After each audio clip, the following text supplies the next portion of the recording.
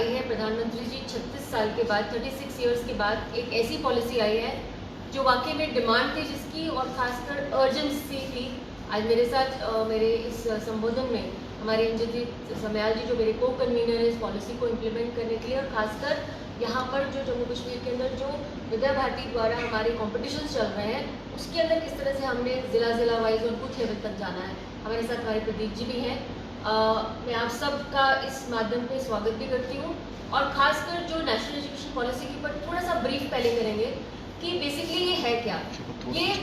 एक 36 इयर्स के बाद जो है एक ऐसी नेशनल एजुकेशन पॉलिसी आई है जो हमारे हिंदुस्तान की बात करती है, जो रूट्स की बात करती है, और जब 21वीं सदी के लिए हम जो अपनी नेक्स्ट जनरेशन है उसको कैसे तैयार करके भेजते हैं उसके ऊपर बात करती है। नेशनल एजुकेशन पॉलिसी के अंदर जो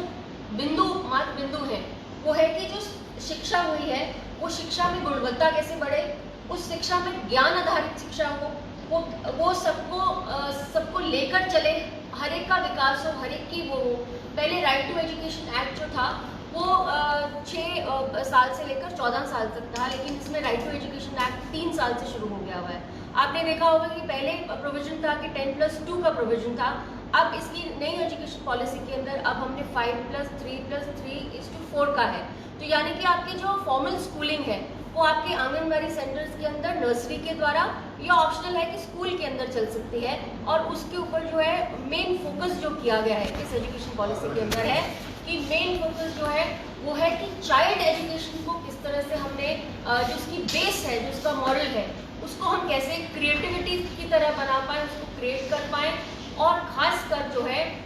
उसका बर्डन लेस कर पाएँ। हम लोग देखते हैं हमारे छोटे छोटे बच्चे हैं वो बैग्स लेकर स्कूलों में जाते हैं, तो क्रिएटिविटी कैसे हो उसके अंदर टैलेंट कैसे उभर के आए। हर बच्चे का एक निजी टैलेंट होता है, और खासकर मातृभाषा जो इंट्रोड्यूस हुई है कि आपकी मातृभाषा के अंदर हम हर हिंदुस्तानी जो अपनी लैंग्वेजेस में बात करते हैं, तो जो अपने घर में भी जो भाषा यूज़ होती है उसी भाषा के अंदर अगर फॉर्मल दिया जाएगा, अगर उसको फॉर्मली उसको किया जाएगा, तो मुझे लगता है कहीं ना कहीं उस बच्चे का जो मानसिकता होगी, उसकी डेवलपमेंट होगी, वो इस तरह से होगी कि वो कभी भी किसी भी चीज़ के अंदर ख़त्म नहीं होगा। मुझे लगता है कि जो उसकी इंटेलिजेंस है वो छोटे ही सालों के अंदर, जो 3 साल 5 साल के अंदर 6 साल के अंदर बच्चा जितना ग्रास्प करता है मेमोरी को, उसके ऊपर एम्फेसिस दिया गया है कि हम उसको कैसे उसका बर्डन लेस कर पाएँ, उसको अपनी लोकल लैंग्वेज में बात करवा पाएँ, और उसको और इसकी खूबसूरती, एक बहुत खूबसूरती ये है कि इस पर टीचर के ऊपर बहुत एम्फेसिस किया गया है कि जो अर्ली एज की स्कूलिंग है उसके अंदर जो टीचर्स होंगे उसके ऊपर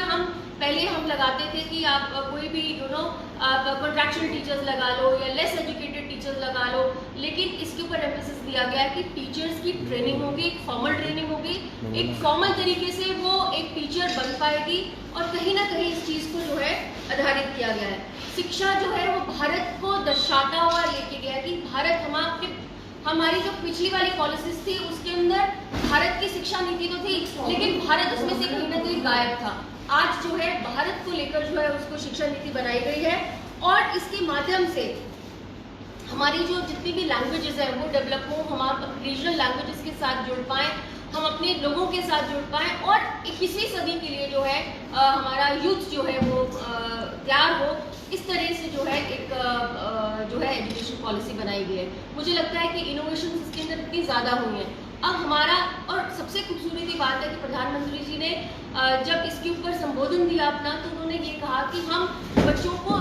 यहाँ पे हिंदुस्तान को नया हिंदुस्तान डेवलप करने की कोशिश कर रहे हैं। वो हिंदुस्तान जो वाकई में बसता है गाँव के अंदर, जो वाकई में बसता है कस्बों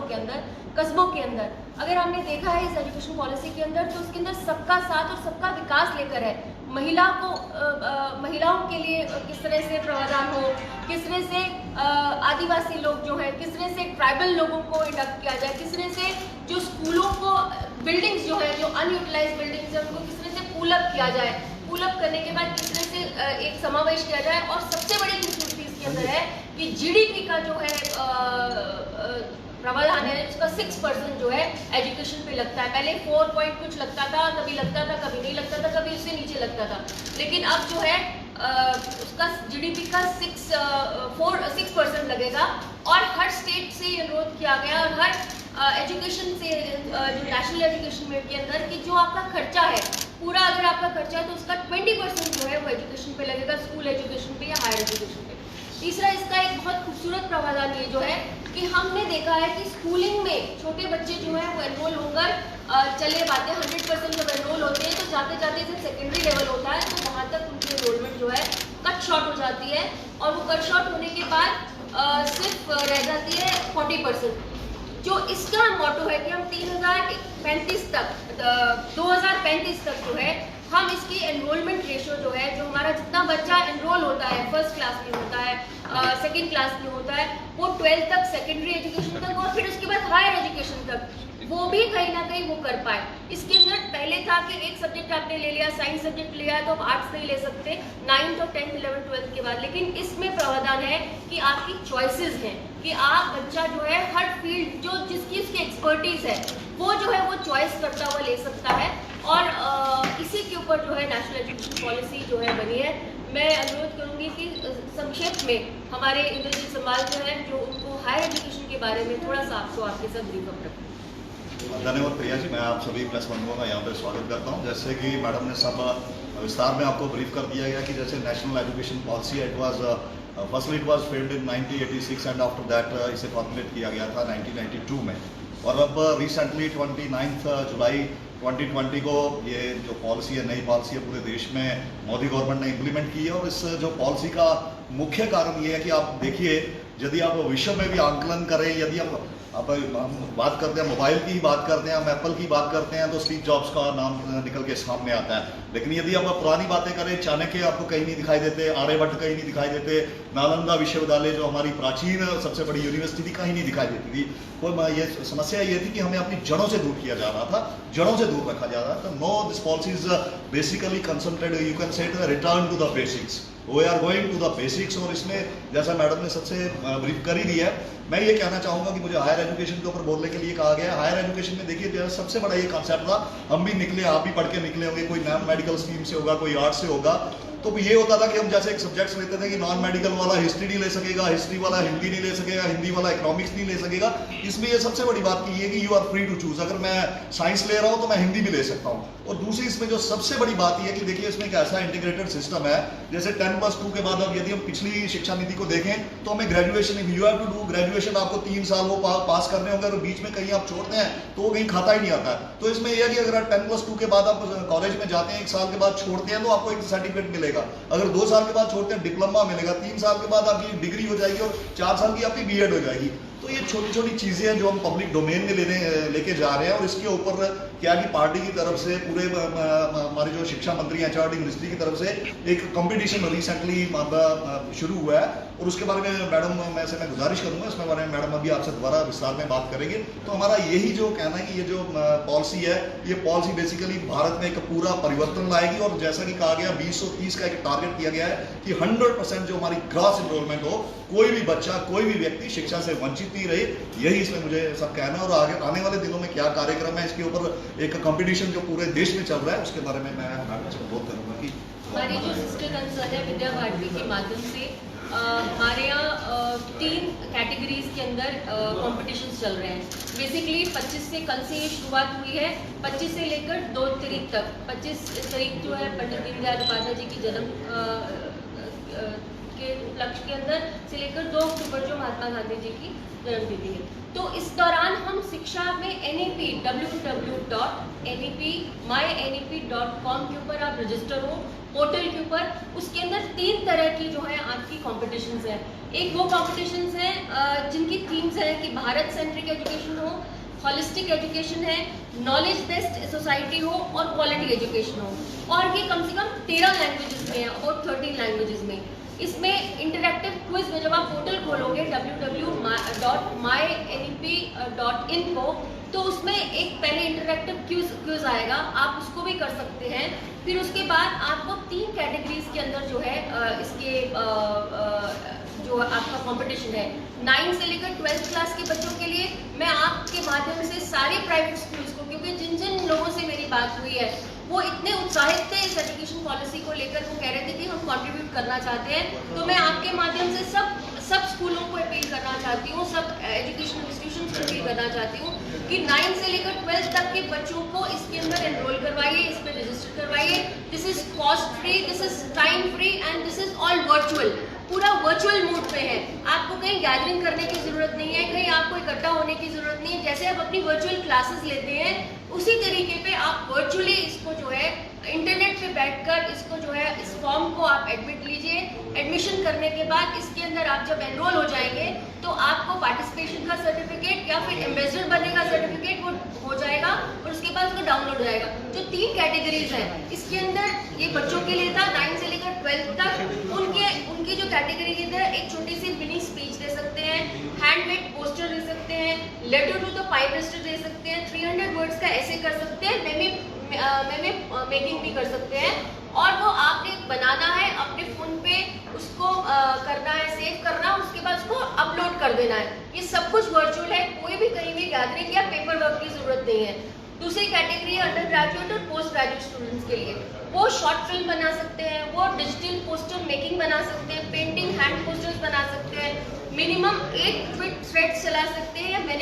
या वेब मेकिंग बना सकते हैं। और एक है थर्ड कैटेगरी है फॉर द सीनियर सिटीजन, यानी कि आप एक महिला हैं, आप एक प्रोफेसर हैं रिटायर्ड, आप कोई भी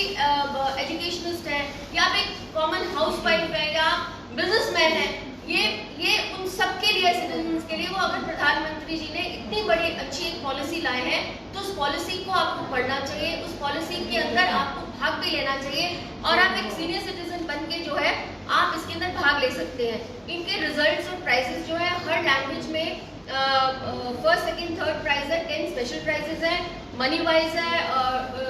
इसका बहुत सारा प्रावधान है। तो हर लैंग्वेज के अंदर जो है वो आपको जो है वो मिलेगा। हमारे बेसिकली जम्मू कश्मीर के अंदर हमने 2 लैंग्वेजेस इंग्लिश और हिंदी को प्रेफर किया है, तो उसके ऊपर आप मेमी बनाकर उसको चीज़ें करके आप दे सकते हो, पोर्टल पे आप जा सकते हो।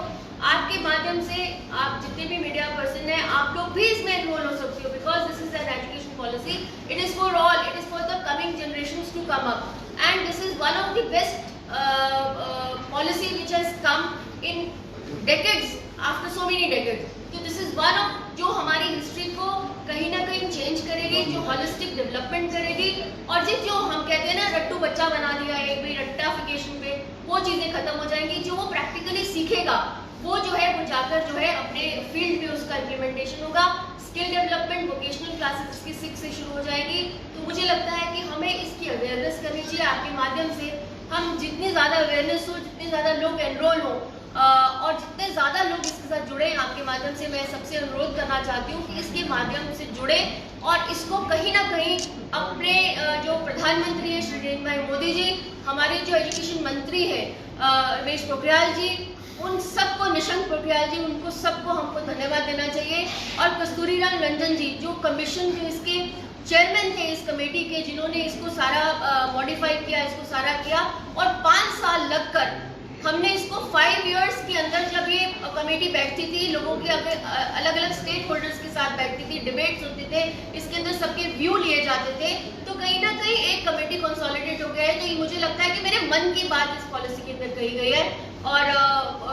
हर एक व्यक्ति के मन की बात इस पॉलिसी के अंदर कही गई है। तो हमें अपने प्रधानमंत्री जी को इसके माध्यम से धन्यवाद भी देना चाहिए, जिस तरह से उन्होंने एक एजुकेशन पॉलिसी को एक